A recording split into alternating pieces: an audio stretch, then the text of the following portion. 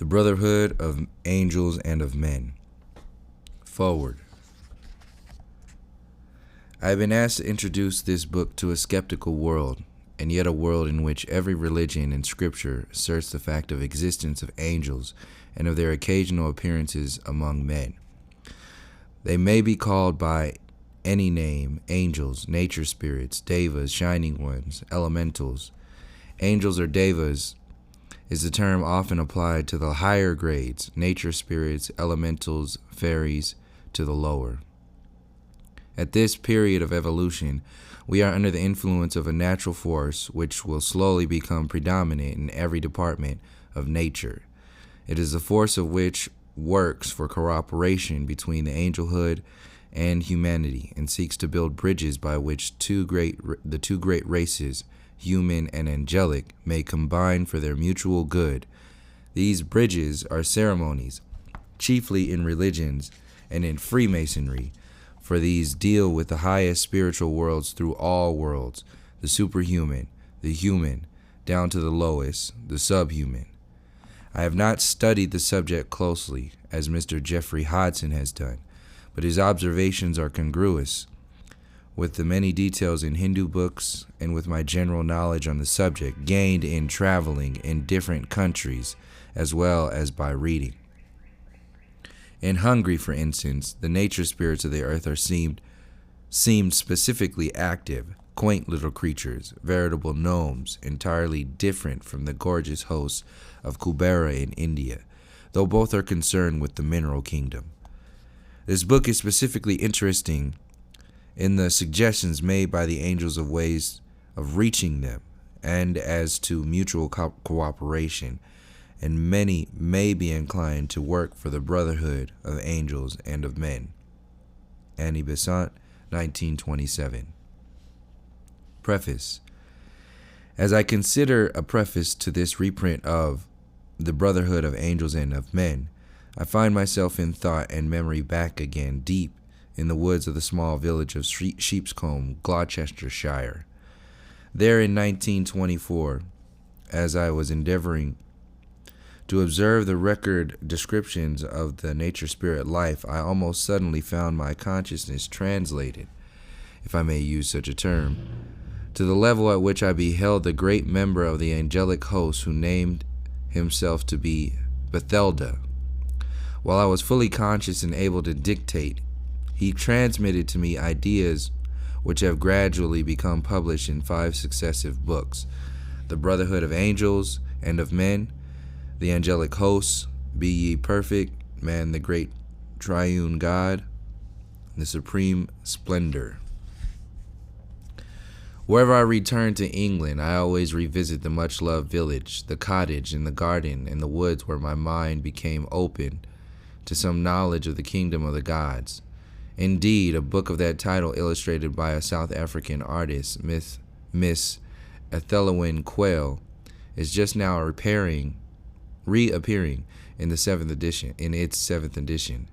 Thus, I understand the idea of collaboration between angels and men in the service of God, and humanity has reached large numbers in many parts of the world, and the guidance given in this book has been practiced beneficially by many people. I am grateful to the publishers of these books, and especially to Dr. Annie Besant, who so generously encouraged me from the beginning and wrote a foreword to this work. Geoffrey Hodson, 1973. Chapter 1. The Brotherhood. The ideal of this brotherhood is to draw angels and men to 2 branches of the infinite family of God into close cooperation. The chief purpose of such cooperation is to uplift the human race. To this end, the angels on their side, are ready to participate as closely as possible in every department of human life and in every human activity that holds cooperation in view. Those members of the human race who will throw open heart and mind to their brethren of the other sphere will find an immediate response and a gradually increasing conviction of its reality. While the angels make no conditions and impose no restrictions or limits to the activities and developments resulting from cooperation, they assume that no human brother would invoke them for personal and material gain. They ask for the acceptance of the motto of the Brotherhood and its practical application to human life in every aspect. They ask those who would invoke their presence to concentrate the whole of their faculties on the development of the qualities of purity, simplicity, directness, and impersonality, as well as the acquirement of knowledge of the great plan whereby the spiritual, intellectual, and material constituents composing alike man and the universe maintain the ordered march of evolutionary progress. In this way, the fundamental basis of every human activity will be the teachings and doctrines of that divine and ancient wisdom, which has always reigned supreme as directing influence in the councils of the angels. The special divisions of the angel host with whom cooperation would be immediately practicable, and beneficial are the angels of power, the angels of healing, the guardian angels of the home, the angels who build form, every embodying archetypical ideas, the angels of nature, the angels of music, the angels of beauty and art. Angels of power. The angels of power will teach men to release the deeper levels of spiritual energy latent within them, and will fill, inform, inspire, and charge every human activity with that fiery and resistless energy, which is their most prominent characteristic. At present, they find in ceremonial and natural medium for their gifts and for their desire to aid their human brethren. Ceremonial always attracts that ceremonial always attracts their attention, and properly performed provides a channel through which they can pour their forces. They are present at every religious ceremony, participating according to the measure of their capacity and to the degree which the ceremony itself permits. They can work more powerfully if the mental attitude of the officiants and participants is receptive. Angels of the healing art. The healing angels under their mighty head, the archangel Raphael, being filled with love for their human brethren, pursue their work continuously. Their presence by the sick beds of men is a reality, though in the minds and hearts of the majority of those responsible for healing the sickness are closed against them. Many who suffer and have suffered know them well.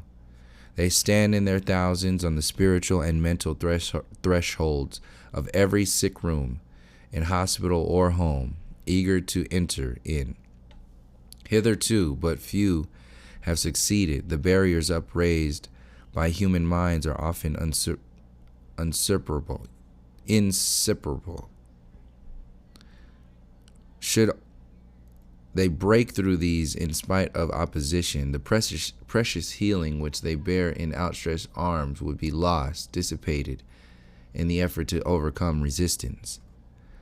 Guardian angels of the home. The guardian angels love the homely ways of men. They desire to share the hours of labor and of ease. They love children and their play and all the happy atmosphere of the home. They would guard men's home, keeping away all influences of danger and strife, of darkness and disease. They hear the children's prayers at night and bear them to the Lord, and they vivify every human thought of love by adding something of their love and life. Often they bear the thought on its mission and pour it illumined and increase into the receiver's heart. They tend the aged and the sick. They are ever ready to shield from harm. To all those hearts and homes who are open to them, they will gladly come, bringing many blessings from the on high, blessings of harmony and love. Angels who build. The building angels guide growth in every world and shaping it according to the law. Seek ever to improve, to perfect and inspire. Each immortal spark which finds birth in worlds of thought, of feeling, and of flesh, and growing becomes man, owes all its vehicles or bodies to the angel builders. So also do every gem, every plant, every animal, every globe, every universe. They stand in graded orders, these builders, each laboring at his own height. The lesser ones build gems, the greater ones build worlds. There are some who build outer forms of angels and of men. It is lack of recognition of their place and aid that has made childbirth in later times a period of agony or death. When men invoke their aid, they will teach the human race how to bring forth their kind with joy.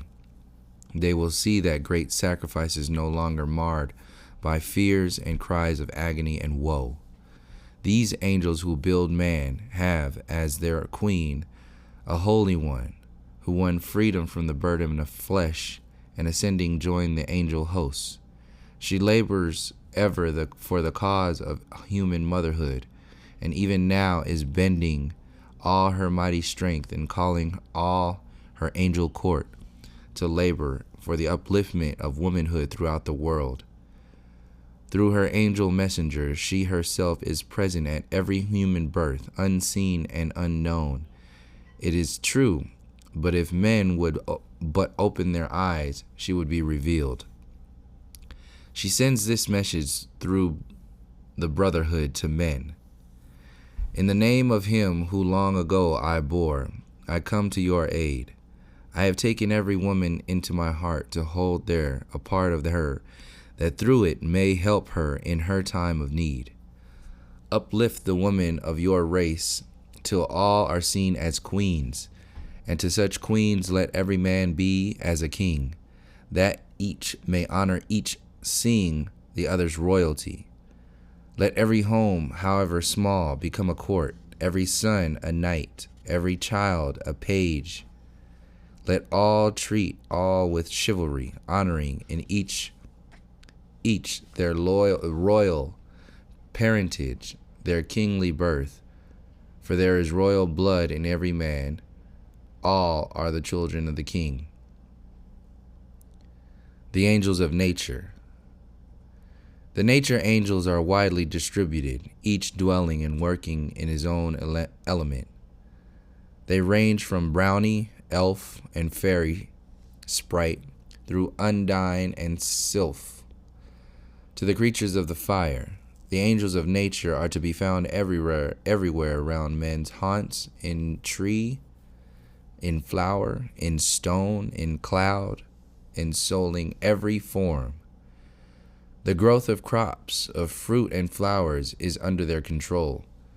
It is they who bring, when men so live as to create them, earthquake and storm and flood. If humanity would invoke their aid, they might learn from them how all moods and products of nature may be controlled. The climate and weather of the world answer to law. Salamander, undine, and sylph of storm are but agents of that law. The angels of music. If you would appeal to the gods of music, you must rise to those levels of the self-where creative energy, creative power is stored. For the angels of music are but embodiments of the creative word of God, the expressions of his voice. When he speaks, a mighty burst of song springs from their hearts and pours its resonance throughout the graded order of their race. They sing in their myriads in answer to the word of God. Their sound is of a million harps touched by immortal hands. Their voice is like the surging of the sea. From the center of the universe, like a mighty tidal flood, their song goes forth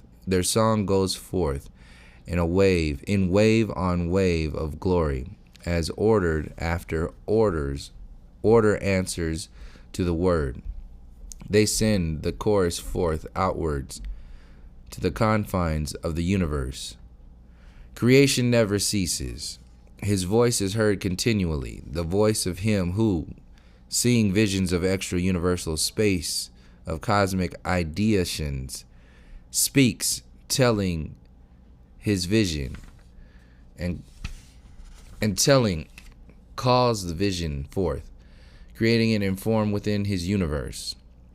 At his voice, angels of music leap from his lips to become the agents of power, of sound.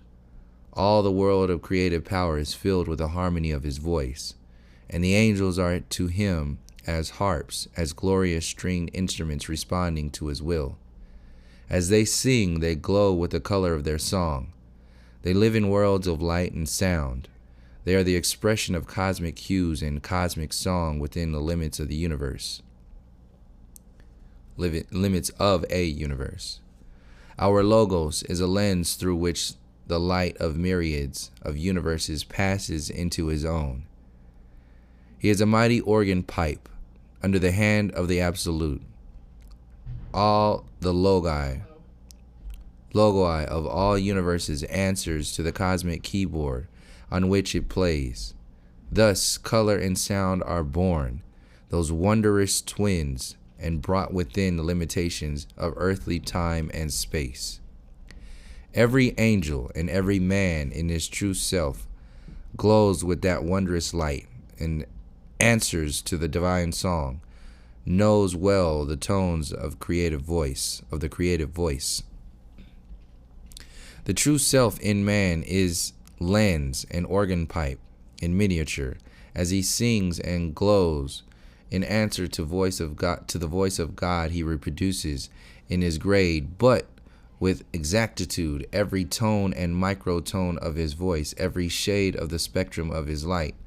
The splendors of that rainbow-hued world pass downwards to the lesser self, and there hover, that even the lowest self may hear. The mission of the music angels is to bear this radiance of a million prisms, this surging of a million planets downwards to the ears of men, outwards into material worlds, that even tree and plant and mole beneath the earth may hear the voice of God, and hearing it obey. Every sound you hear on earth is an echo of his voice, and every light and every color comes from the dazzling radiance of his eyes.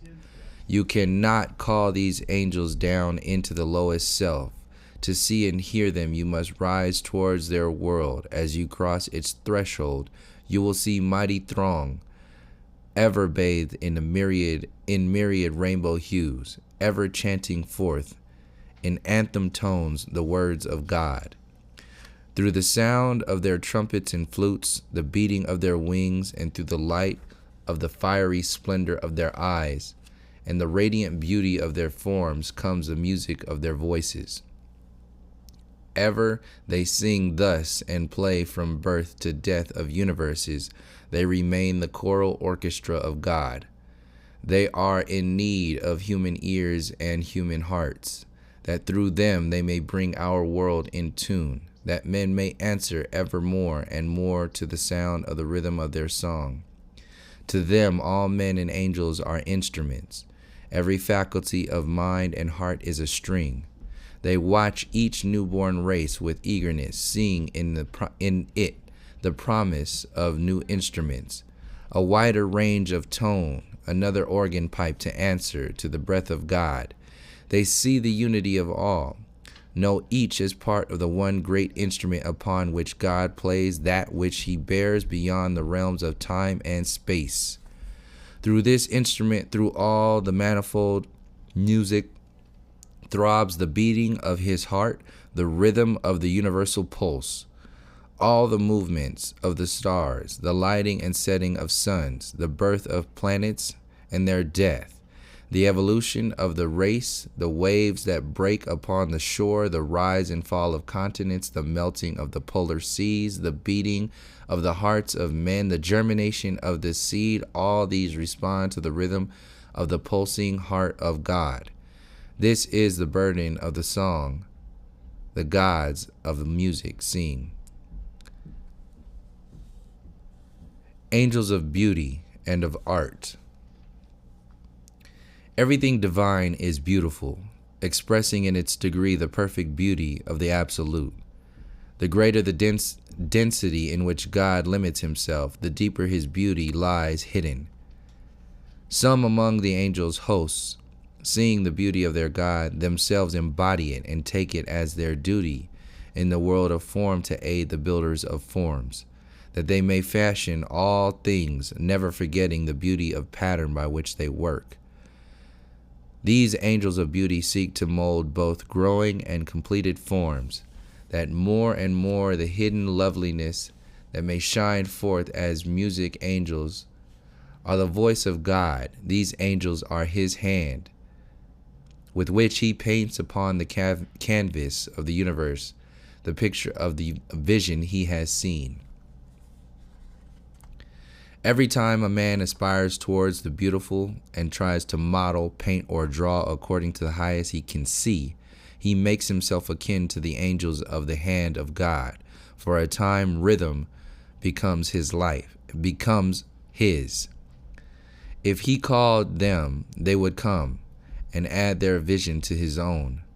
Their genius of color and of form would wake in him their thirst for all things beautiful, would strive to stimulate his mind to break the conventions and the limitations of his time. They would implant new theories, fresh ideals within his brain, so that the tendency of human mind to set a limit and fix a law would be overcome, and creative genius, hid deep as though within a prison, would be released. So his soul would be set free, and mounting on the wings of art might attain the vision that is ever new, might override the canons of the past. For even the beauty of God is subject to the law of change and grows in splendor day by day.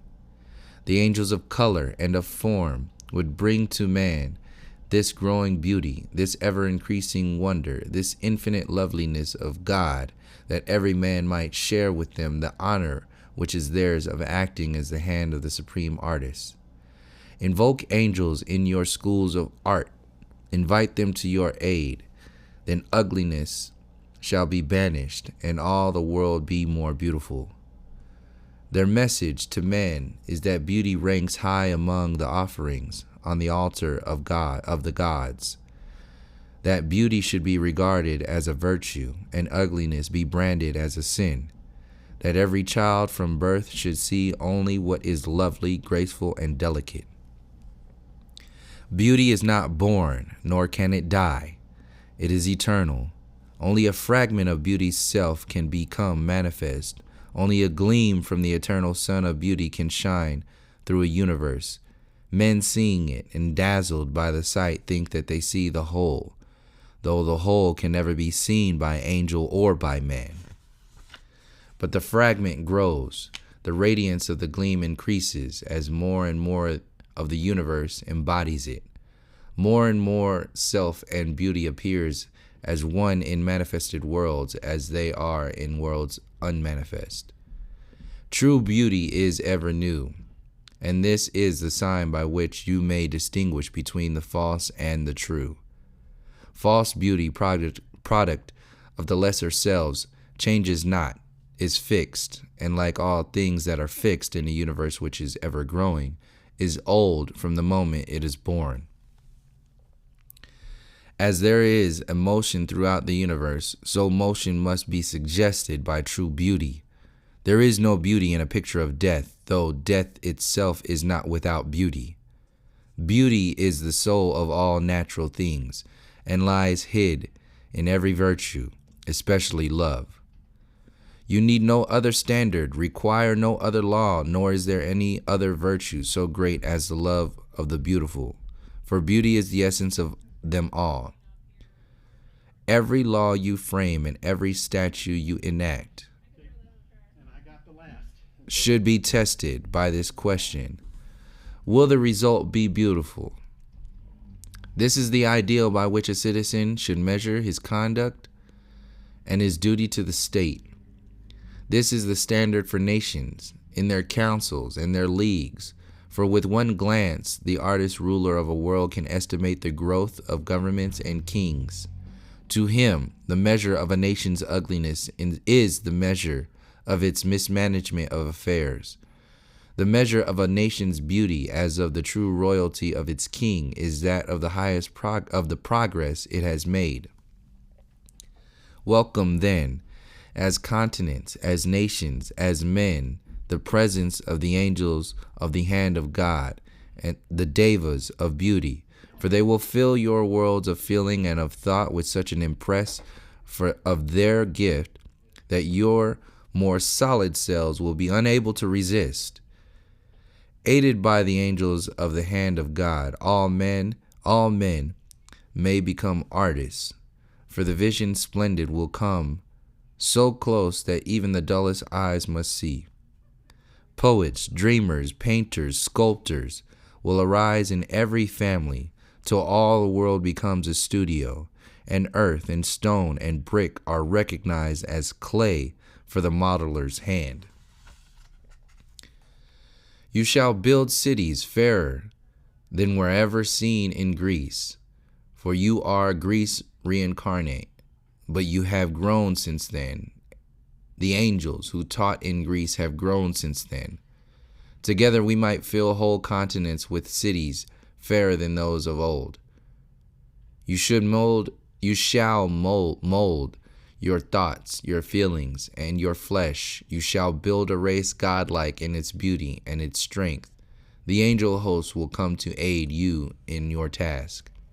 This is the vision of the future that we bring, a future of limitless possibilities of splendor, when once more the children of God, angels and men, come together for the fulfillment of the plan.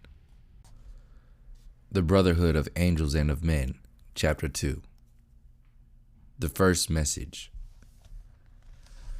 Since the Great One has drawn so close to our world and to yours, it is of first importance that the bridge between the two shall be fashioned, that the time may be hastened, when it may be used freely from either side.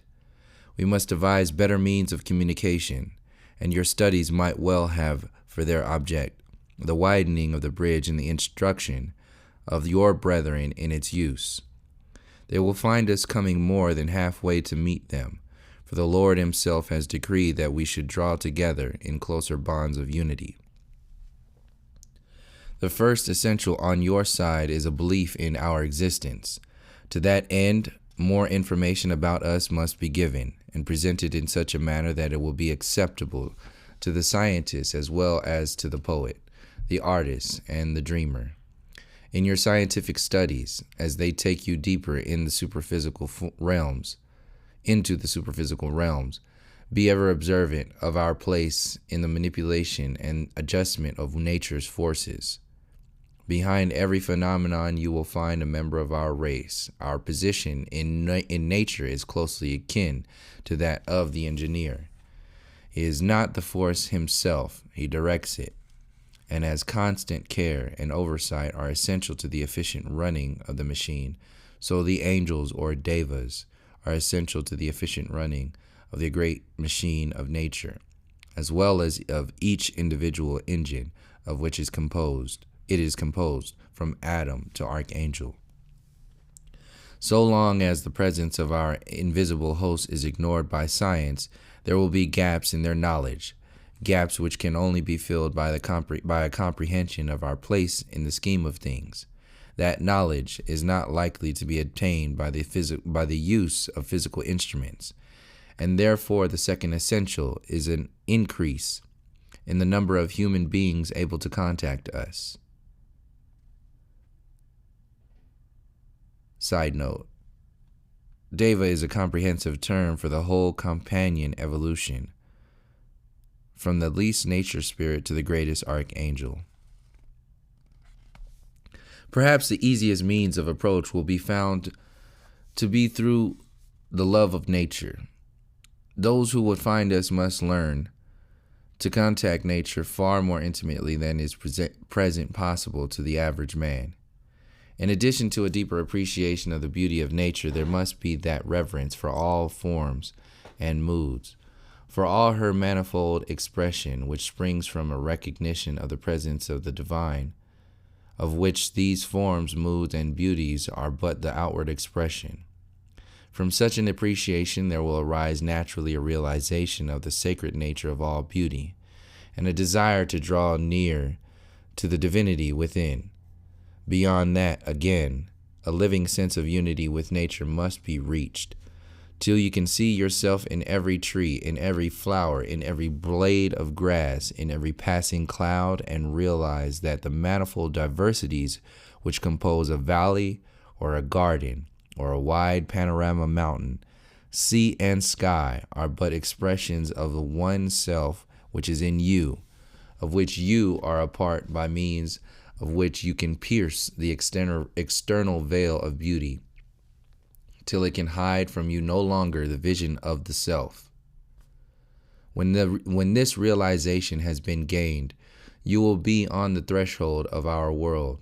You will have learned to see with our eyes, and to know with our minds, and to feel with our hearts.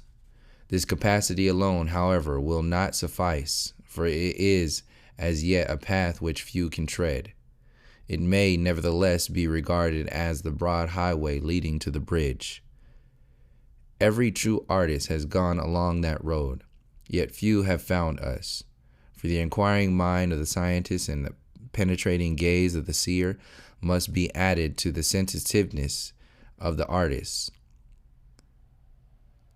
The scientist must learn to begin where the artist left off, and placing himself within the central heart of nature, pursue his investigations outwards towards the circumference. He will not lose in his self-realization that clarity of mind, that exactitude of observation, which he so rightly prizes, but he will direct them from a new point of view. He must place his mind inside the tree, the plant, the animal, the element, the atom.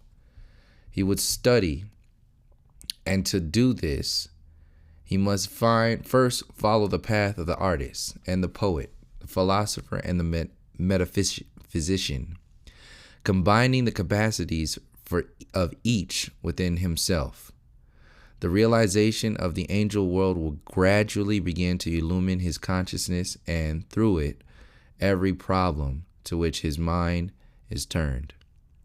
Let him first gain the necessary technique of the laboratory and the textbook, and then, forsaking these for a time, let him meditate, preferably amid the beauties of nature, appealing to us for guidance and for aid. If he be sincere, knowledge will surely come to mind. Knowledge will surely come to him. Next comes the way of ceremony, where divine ideas, words of power and precision of action are combined in a manner closely corresponding to that by which the angels work. Let all the churches and all the priests who seek this way throw open their minds in their work to us. Grant us a greater share in their beneficent activities. Members of the angel host are hovering over the heads of all congregations, standing beside every priest. Yet how often do they find themselves shut out by the barriers upraised by human minds? Let priests and congregation alike throw their minds to a recognition of our presence in their midst and invoke our aid. Soon, very soon, some will begin to hear the beating of our wings, to feel an added power in their work, and later an increasing happiness in their lives. Let him who has come, we bring the messages of happiness, we who are expressions of bliss divine, we for whom pain is not nor sorrow, nor parting, nor death, nor any injury, but only joy, light, and ever-increasing power, as we learn to express more and more of that will divine from which we sprang. For us, the cornucopia of life is ever full to overflowing, and from its abundance we would feed humanity.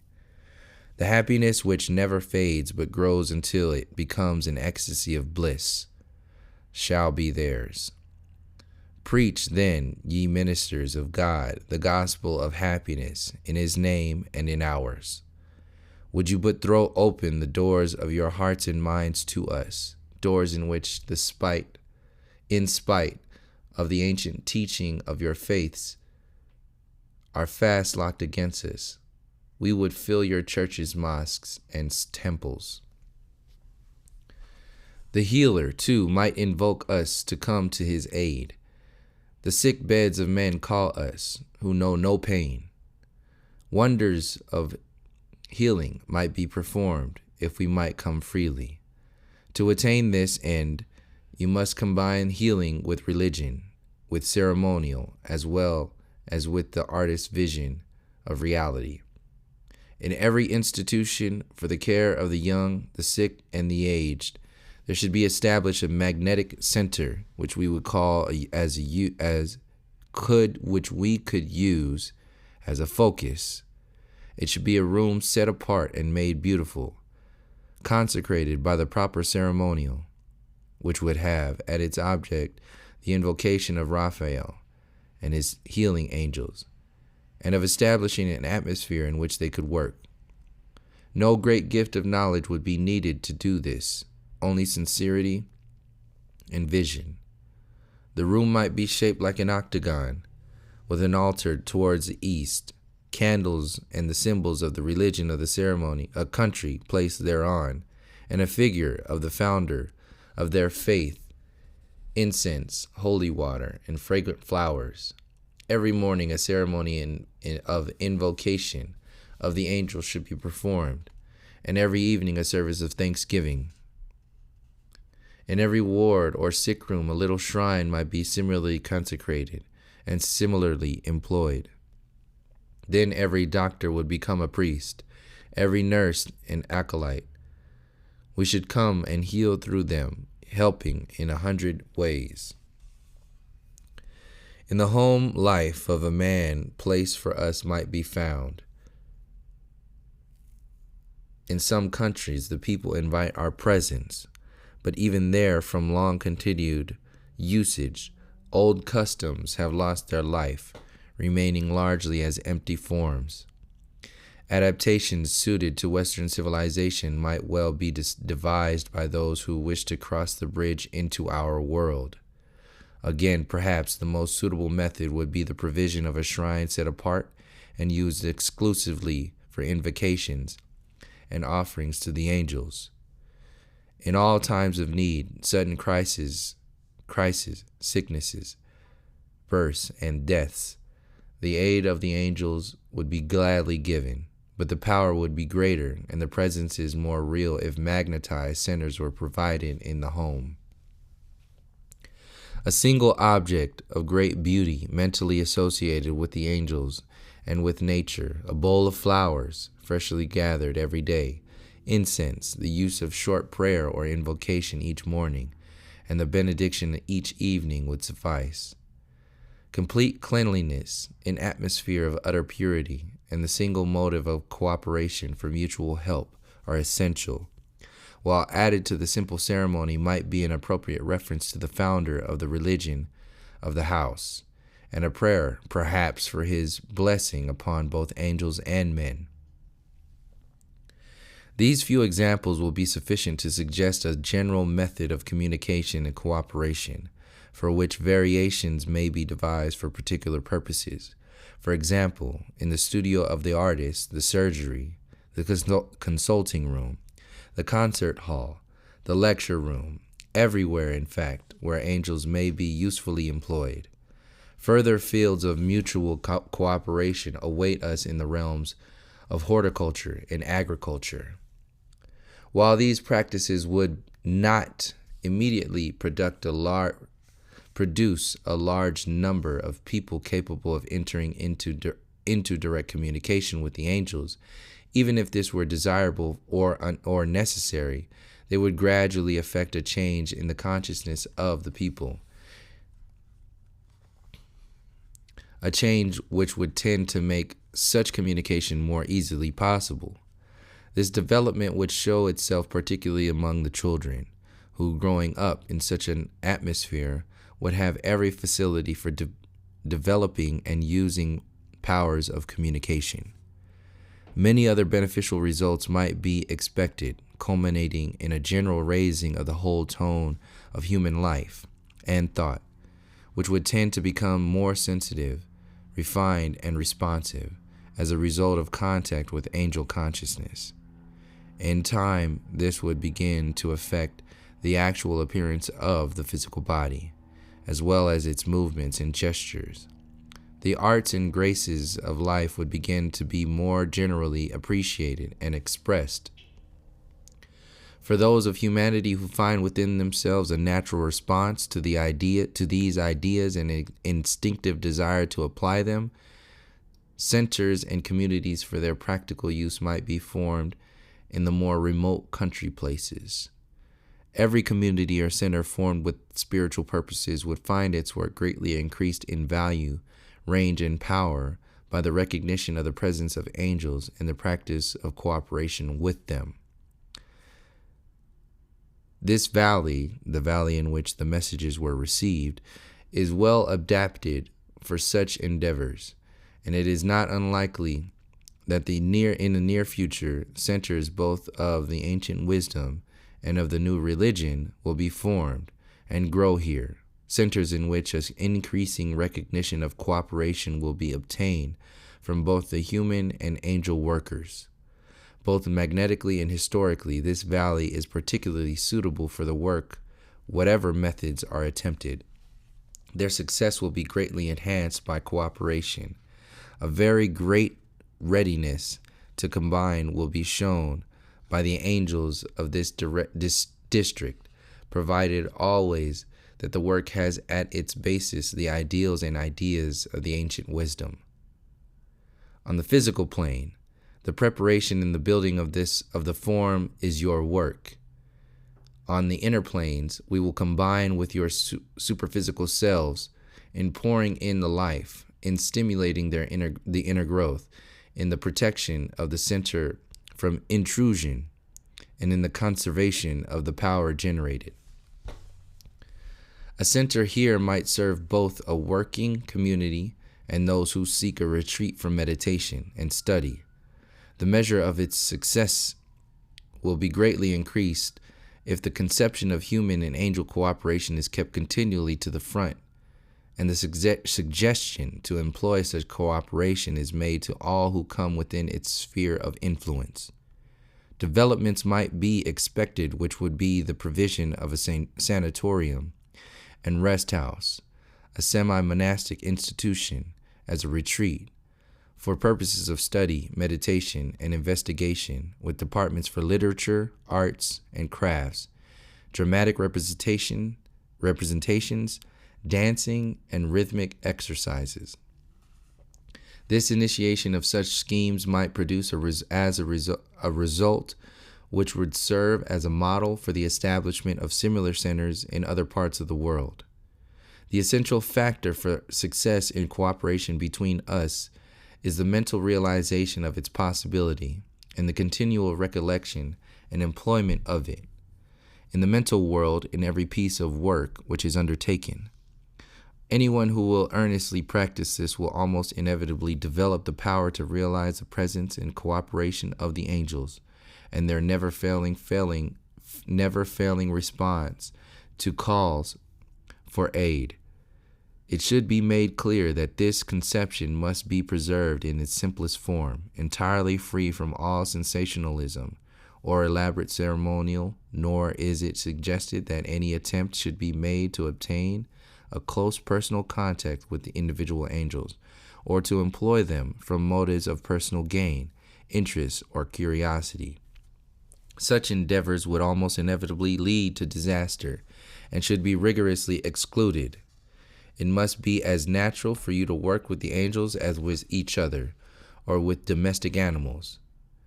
As already stated, the qualities of simplicity, purity, directness, and impersonality must characterize all who hope to take part successfully in any mutual endeavors. The exactable, emotional, or unbalanced individual may not safely be brought into contact with the great forces working behind and through the angel evolution. Men and women with extremely practical and controlled minds, possessing also capacities for idealism and positive imagination, are ideal workers. These types should be sought for the initiation of schemes where human-angel cooperation is to be employed. Though the world at large may deride our aspirations, a growing response is assured. There exists within the human heart and mind an instinctive attraction in these directions. It springs in part at least from the ancient memories of those times when angels walked with them, and partly from the natural seership latent in every human soul. The Brotherhood of Angels and of Men, Chapter 3. The Second Message. The angels ask from you not worship, for that would be inappropriate, but love, asking only to be allowed to join with you in praise and thanksgiving to Him who is the Father of us all, and in adoration of the supreme teacher of angels and of men. The power of our prayers will be enhanced by being offered up with yours. Your lives will be enriched by the answer to our common act of praise. Our sphere of usefulness to God will be enlarged by sharing yours. Your lives will be enriched, your world made glad by the inauguration of the Brotherhood of Angels and of Men.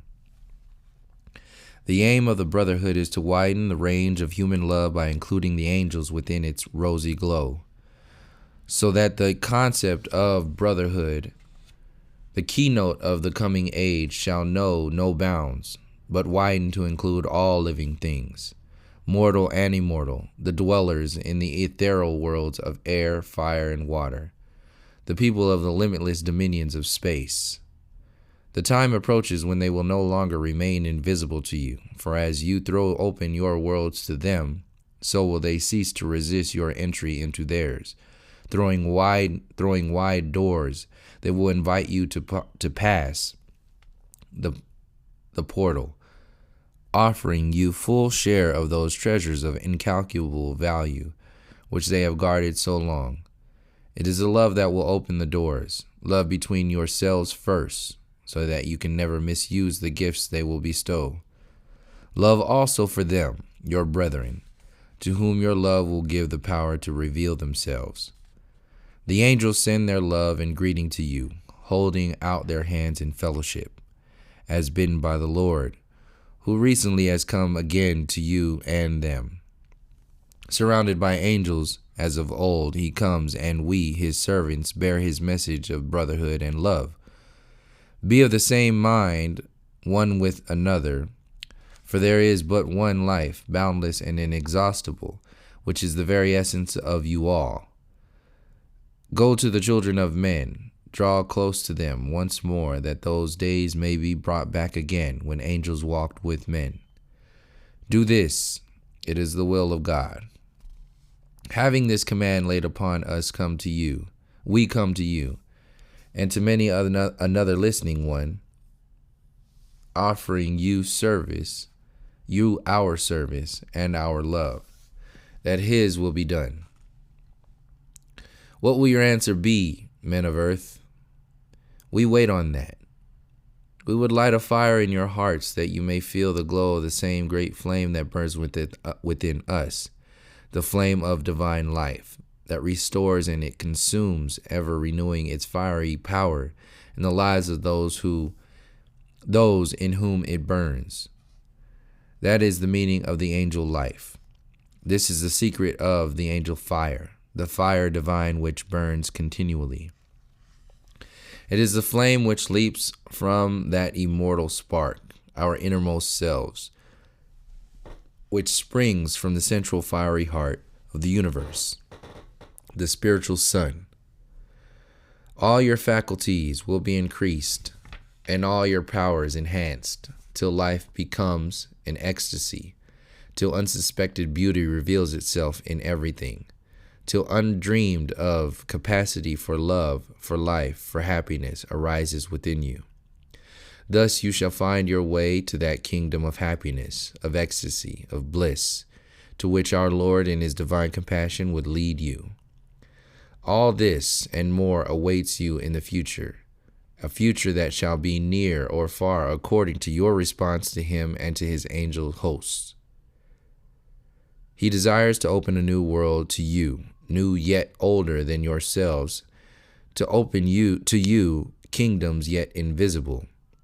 It will remove the scales from your eyes, and the vision splendid will be yours.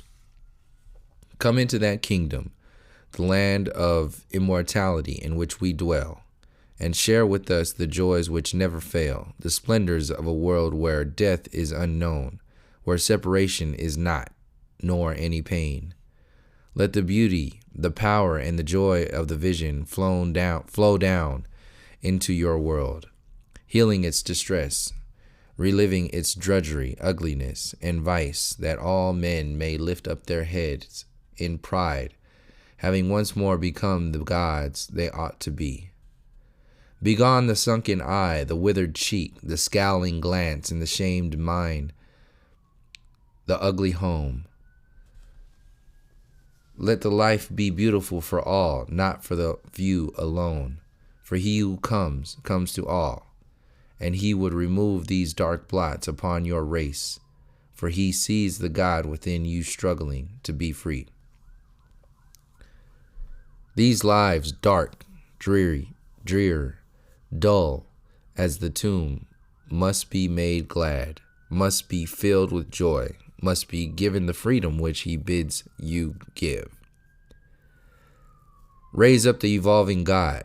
Do not press him down or bury him deeper and deeper in the mire of your own selfishness.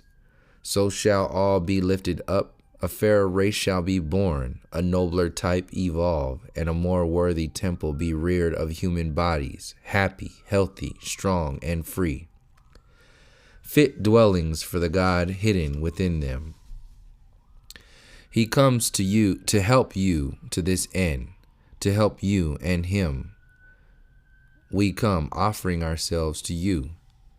We who have not felt the cramping and deadening weight of earth honor you for your great pilgrimage so far from his face, from whom you sprang so deep into the dense material worlds. Now that your faces are turned homeward, he bids us sing the welcoming song. He bids us meet you on the way, and joining hands with you, lead you more swiftly along the path of return back to his abode, the dwelling place of light. The Brotherhood of Angels and of Men. Chapter 4. The Highest. There is too much satisfaction with that which is not the highest, and not enough readiness to aim higher and higher in all things that are done. Even in the pleasant talk of friends, there should always be upheld the ideal that thought and word and deed should be the highest. Because this is not so, the keen edge of heart and mind is blunted. The sense of greatness falls away. Lesser things come into and clog the soul, delaying its progress on the path. These things should not be, need not be. Even little things are great for those who continually aspire. Make something great of all things. The walk, the drive, the fireside talk, all the household ways, all your earthly obligations, your pleasures, your pains, your strivings, and your times of ease. Let them be great. The greatest that so far has dawned within you, the highest you can reach. Let this be the motto for you all, the highest, and let all who join our ranks pledge themselves to that motto. We too will pledge ourselves, and every time this inward pledge is uttered by a man, an angel shall repeat his pledge and bear it like a torch to add to the great reservoir of our power apportioned for our work. Let each who would so pledge himself retire into solitude, the private room, some grassy height, some woodland shade, or if he needs them not, into the chamber of his heart. There, with fixed purpose, let him first meditate, seeking to penetrate into the deep meaning, the depth and meaning of our great ideal.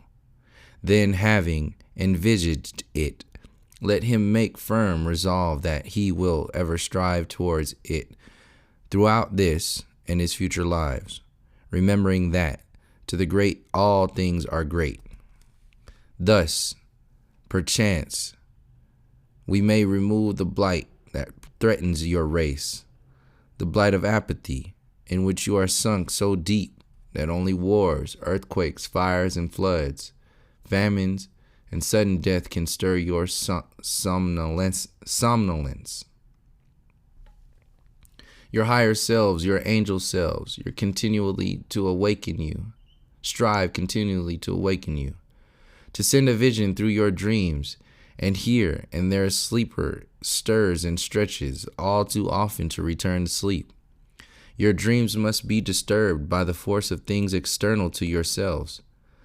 Wars come to rouse you, and you pray to God to save you from more wars.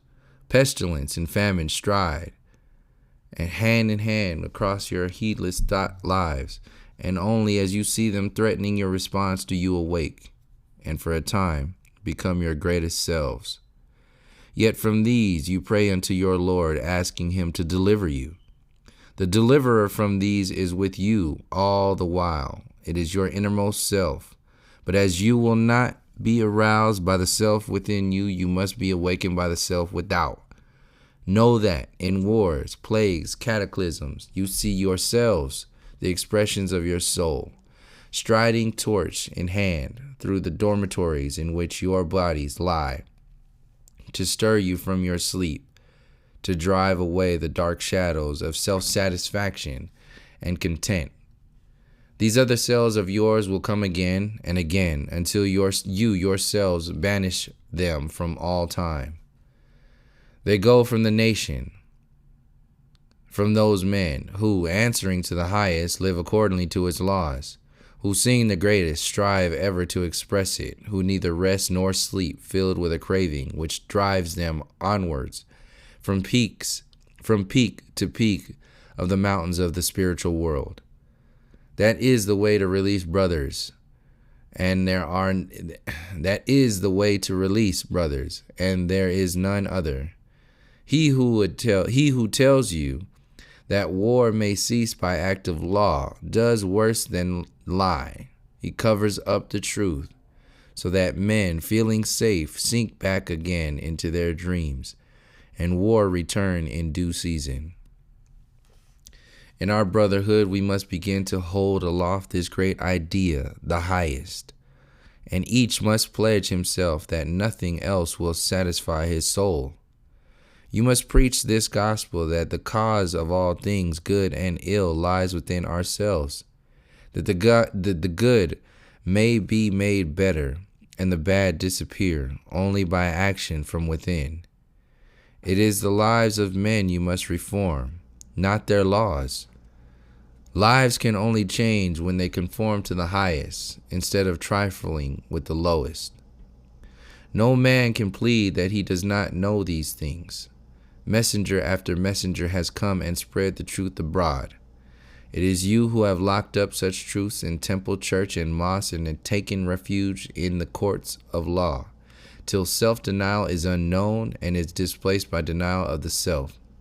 Still you laugh contemptuously when told that love shall save the world, or purity, or truth, or law, or sacrifice.